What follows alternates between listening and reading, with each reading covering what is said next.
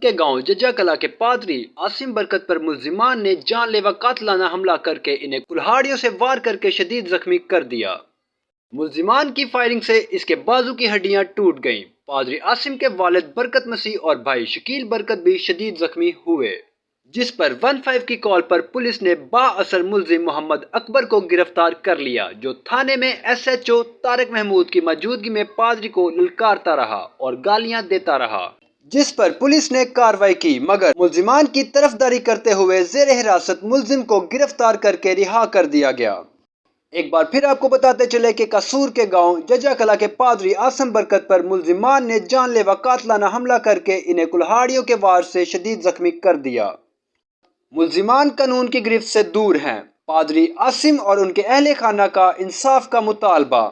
معلومات کا قابل اعتماد ذریعہ CRC۔ جڑے رہیں CRC کے ساتھ۔